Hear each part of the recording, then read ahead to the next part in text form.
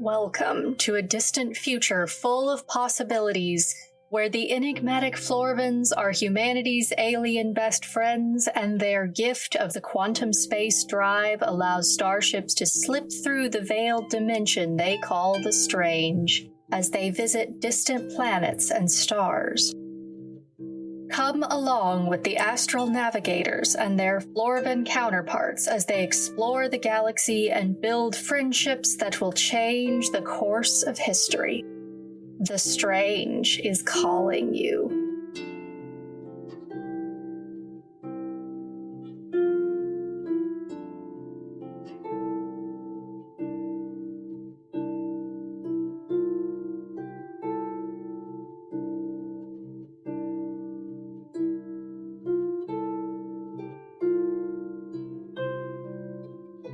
Welcome, friend-shaped entities, to episode 7 of the Strange Space Adventures podcast. I'm Katie Silverwings, author of the award-winning series of cozy, optimistic science fiction stories this podcast brings to you each week. I'm thrilled to be here with you in audio form to share the tales of strange space. This week, we have 2 more chapters from my debut novella, Feathered Friendship. Our chapters this week focus on Bernadette the Budgie's life now that her little family has noticed that she's a sapient bird. Stick around after the chapters for a special announcement. Without any further delay, here's this week's installment of Feathered Friendship, a Strange Space novella.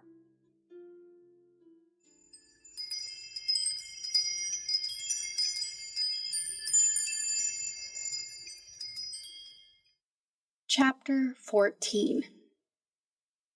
Will you just hold still, Bernie? Zoe laughs brightly. I don't want to solder you instead of these microwires. Ever since they all realized that Bernadette was, in fact, intelligent and sapient and able to carry on a proper conversation with them, the tall people in her flock have been treating her much like they do Navy's 3 silver kitten floofs.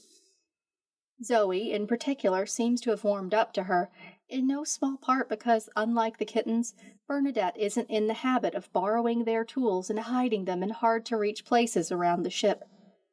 Bernadette, be still, she promises, allowing Zoe to continue carefully connecting the tiny bits of circuitry on the collar they're setting up over her mantle and breast to match the 2 little bands that they've already put around her legs. The whole collar is designed with small, carefully arranged sections so that she can move them to preen the feathers underneath. It's secured across her upper back with an even finer band running under the base of her wings. Do you really think this will work, Zoe? Asked Cobalt, who's been assisting them with the procedure. Well, the theory's sound enough and she's smart enough to understand how to use it, so hopefully, yes. A few minutes later, everything is attached, and the latest prototype of Bernadette's personal tech adaptations are finally on and ready to test. Okay, Bernie, that should do it. Now say something. Hello, world. I am Salzar Newman's Bernadette of Venture. Zoe and Kobe laugh. Oh, really now, Bernie? Zoe says, still chuckling. I know that's a classic programmer's phrase, but the name Aries given you is 3 times longer than you are. It was the name Mother put on my registry paperwork when I hatched, Bernadette replies with a punctuating chirp. It's mine, and I'm keeping it. You really are Aries' daughter, aren't you? Zoe pats her on the head briefly to smooth her back feathers into place over the circuits connecting the sections of her collar. You've certainly inherited enough of her personality. I will take that as a compliment. The tiny circuits continue to do their job perfectly, allowing Bernadette to speak with a voice that's less garbled and imitation-like and far easier to understand. That was the whole point of this, really, to make good use of some of the same sorts of microcircuitry that Zoe specialized in designing before they became Navy's navigator. The small set of bird-sized accessories started out as a modified and patched-back-together combination of an old pocket comm and one of the fancy earpieces the Florvins wear when they're working in quantum space. So, Bernadette, Kobe asks, are you ready to try flying with this on? Yes. Bernadette accepts her sibling's assistance to get to a higher perch for takeoff, and then stretches out her wings and flaps them experimentally for a few moments. It doesn't feel nearly as heavy as the last one, Zoe, she comments excitedly. Thank you. The unexpected weight of the first version of Bernadette's gear had been enough that the all-important flight test had ended with her abruptly falling out of the air and Kobe having to dive and catch her before she could injure herself crashing into the ground. This current set is the result of the 12th round of modifications to the system. She's pleased already with the latest prototype, but it's all worthless if she can't fly properly. With another moment to stretch her wings and sort out the minor differences from her usual center of gravity, Bernadette launches herself up into the air and makes a few experimental flights around the room. Within moments, she's zooming past the open viewport and the sea of stars beyond it with ease. Flight adjustments are working, she says, chirping excitedly in her own voice to go along with the computer-aided output of the thoughts she's wanting to express. Good, Zoe tells her, applauding. Now come land and we'll test your interface with the computers. Bernadette wheels around the room and gracefully lands on Zoe's outstretched arm. Okay, what first? Try activating your holoscreen projection, I think. That's what's most likely to short out on us again. Bernadette flexes her wings and then tucks them away and taps the appropriate place on her left foot's leg band. There's a small pinging sound, and then a holoscreen roughly the same size as herself appears hovering in front of her. Good. Now, see if you can get through the menus and send Ari a message. Okay. Bernadette gestures at the screen with her wing and beak to move through the menus, then pecks the appropriate button when it appears so she can enter the message. A few moments later, she's tapped out a message. Look, Mother, no sparking feathers this time. Bernie. She adds, as an afterthought, a picture of her face with Zoe and Kobe looking over her shoulder, then pecks the appropriate button to send the message. Having done this, Bernadette looks up to Zoe, bobbing her head and chirping happily. This is much easier than trying to hold a stylus in my beak. Thank you. Anything to keep my stylus pens from getting beak marks all over them, Zoe laughs. All right, holoscreen checks out. Flick it back off and let's see if you're able to interface with the ship's systems. Zoe carries her over to the workroom's computer terminal and sets her down in front of it.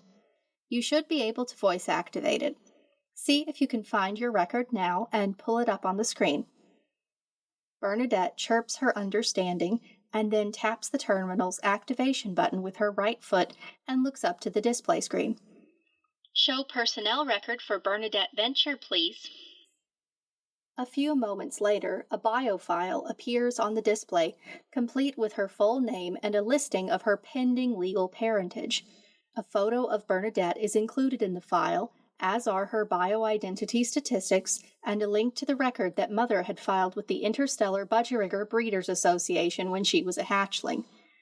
There's also a link to the Declaration of Recognition as a Sapient Being documents which Mother and the ship's easily flustered protocol officer have been trying to file for her, along with the adoption paperwork. Good, Zoe says. See if it will let you in anywhere else, Bernie.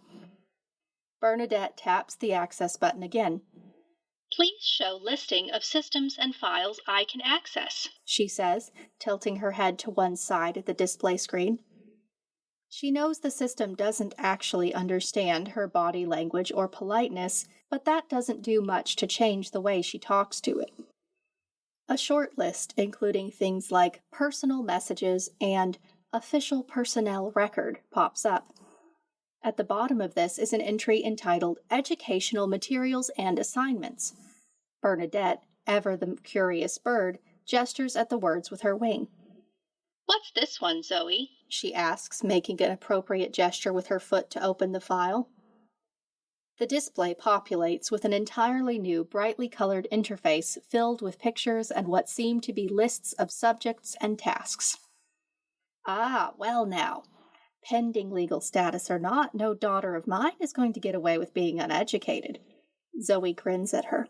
I took the liberty of enrolling you in the same Education for Children on Starships system Navy always puts their kittens in, once they're old enough to study like human children do. A lot of the initial lessons will probably be refreshers for you, considering how much you've already picked up, but it'll be a good place to start. Really? Oh, thank you, Zoe. Bernadette flutters up to Zoe's shoulder and nuzzles affectionately against their cheek. So I'm not eerie anymore. Zoe laughs and lightly strokes Bernadette's head feathers for a moment. Oh no, of course not.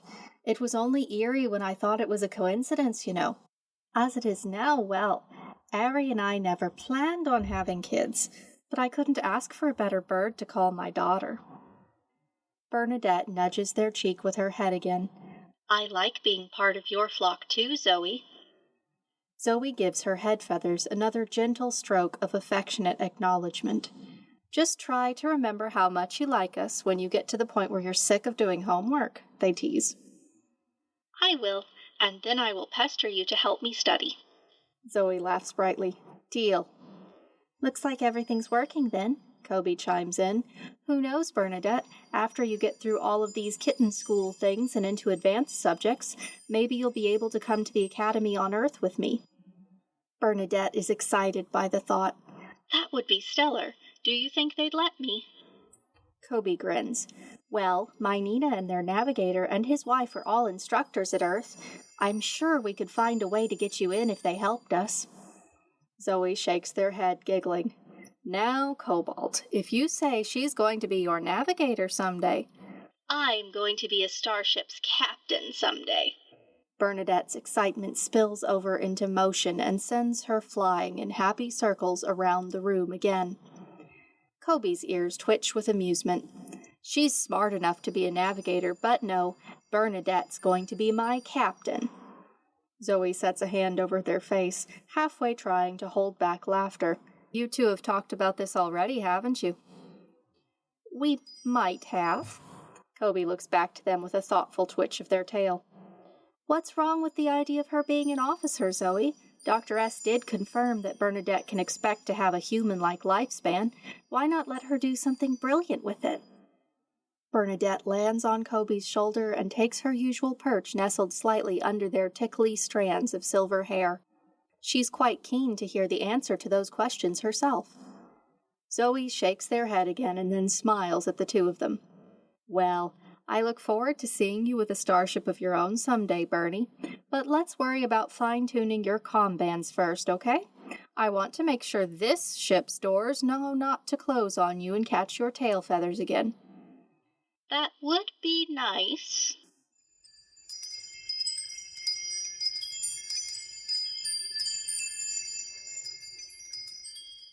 Chapter 15.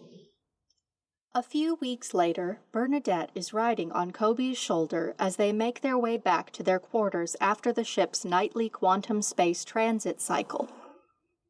Bernadette has gotten into the habit of listening in on the intercom announcements whenever she wakes to the static-like sensation shimmering over her feathers that signals that the ship has finished one of its jumps and returned to normal space.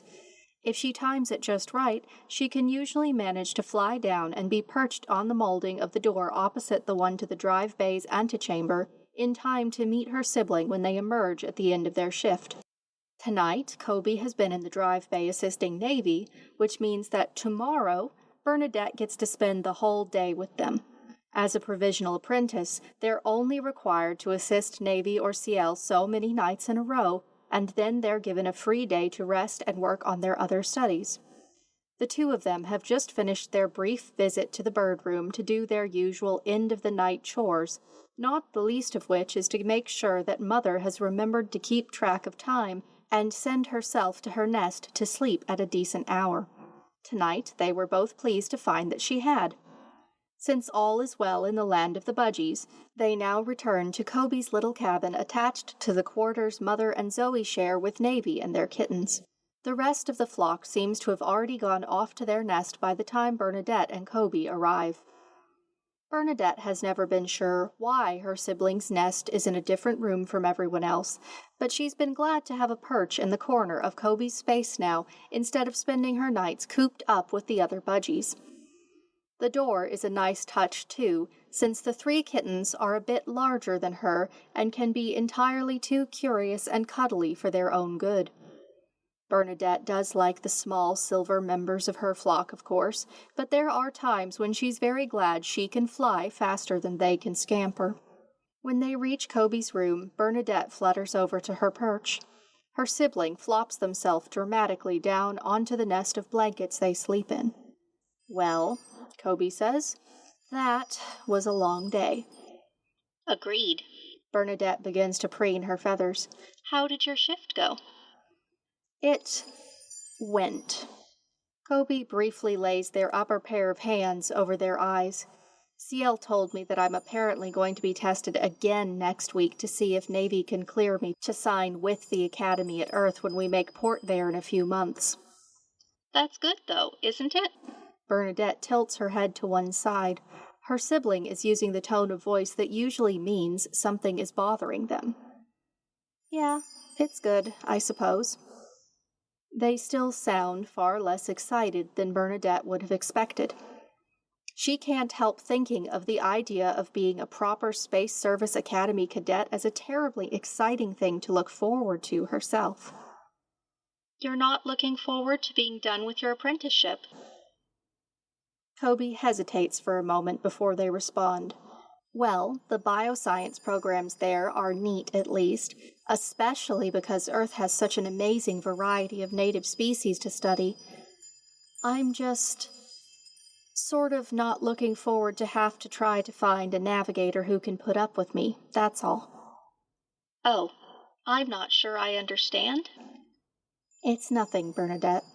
Kobe kicks off their shoes, which land on the floor one after the other with a somewhat satisfying thud. Just, I still have the problem about being sure I'm only seeing the things that are really there. I know it's gotten better lately, especially since you've been around to double-check with when I've had the odd off day, but I still... They trail off and sigh, rising from their nest reluctantly in search of the softer yellow and white striped outfit they wear instead of their apprentice's uniform when they're sleeping. Well, I'll be living with my family once I get there. I'll be fine. Don't worry about it. Bernadette is confused, but she's also a tired little bird and has something of an awareness that there are things her sibling doesn't like talking about, even with her. Okay, then. She fluffs out her feathers and settles into a comfortable spot on her perch to sleep. I'm glad you'll have a flock to keep you company while you wait to find someone as nice as Zoe and Lieutenant Freiberg. Yeah, I suppose I just have to hope there is someone like them out there for me. Kobe turns off the light and then returns to their nest and curls up into their usual little ball under the blankets. Good night, Bernadette. Pleasant dreams. Good night, Kobe, Bernadette replies. After a few long, silent minutes, a thought occurs to her. She activates the little light source Zoe had included in one of her leg bands and flies over to the nest to land on the blankets near her sibling's shoulder. Hmm? Kobe's ears twitch and they open their third eye to look at her. Can't sleep? No, nothing like that. What then? Well, she begins, hopping a little closer to their face. CL told me before about how Florovans don't dream like humans do, but how some of you can sort of share that experience because it's on a similar wavelength to the way you sense quantum space. Oh, did they? Kobe's voice takes on a curious lilt. So what's got you thinking about that now?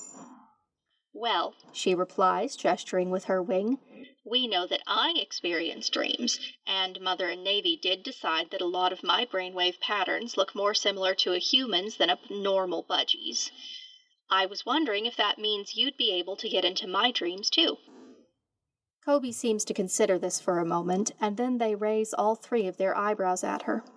You know, Bernadette, I honestly don't know if it would work or not. It's been... They pause, their ear twitches, and then they shake their head.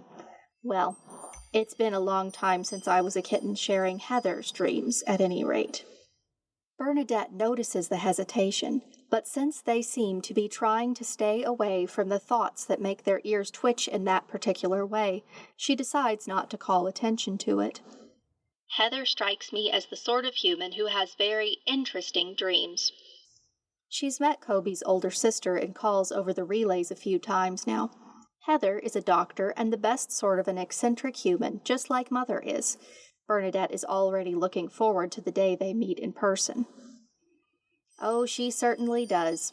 Kobe laughs lightly. I used to be just as good at getting into them as my Nita is too, believe it or not, and they're one of the best there is at that. I usually have dreams about flying, Bernadette tells them. And stars. They're nice. Would you like to make an experiment of it? You know, little sister, Kobe smiles and reaches out to lightly stroke her recently preened feathers. I wouldn't mind that at all.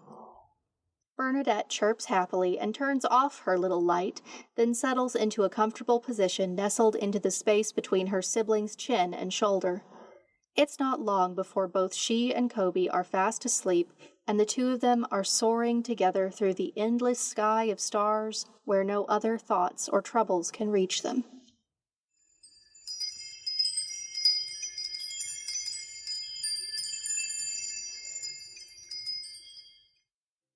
That's where we'll leave our story for this week. I hope you've enjoyed these latest chapters of Feathered Friendship. Next week, we'll see how Bernadette's family is faring with their quest to get her recognized legally as a person. Now for our special announcement. This isn't the only podcast you'll hear my voice on this week. I've had the delight of being the special guest of the week for Season 2, Episode 6 of the Forbidden Radio podcast. Head on over to the link in the show notes to listen to my conversation with the Forbidden Radio fellows about my books, how I wound up writing these stories, and a touch of fun rambling about D&D and our favorite older sci-fi shows and movies. Thanks again to Forbidden Radio for inviting me to hang out with them. And hello to any Forbidden Radio listeners who have come over to the Strange Space Adventures podcast and reached this episode. As always, if you've enjoyed the show, please leave a comment or review on your podcast source of choice. Reviews and recommendations are the best way to help grow the show so I can continue bringing you more and better stories each week. Be sure to subscribe too, so you don't miss the next episode.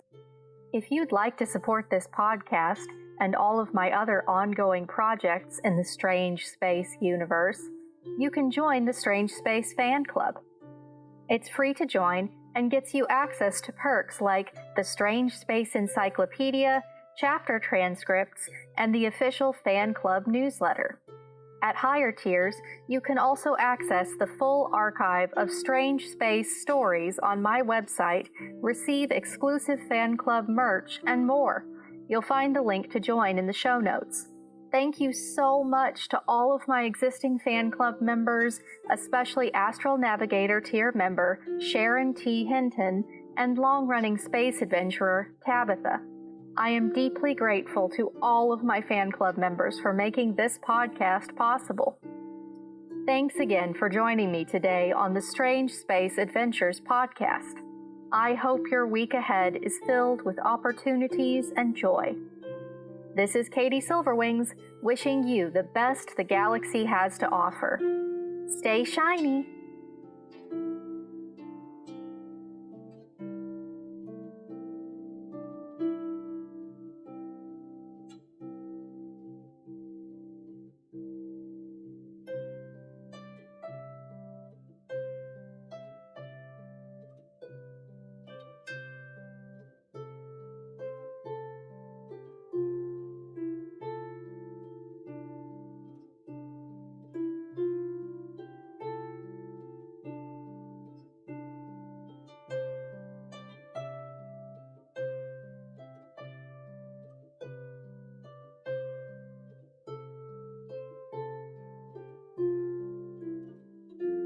The Strange Space Adventures podcast is brought to you by Pep Talk Productions, LLC. Strange Space is a trademark of Katie Silverwings, LLC, and all content of this podcast is copyright 2025 to Katie Silverwings. For more information on Katie Silverwings, Strange Space Adventures, and this season's story, visit www.katiesilverwings.com.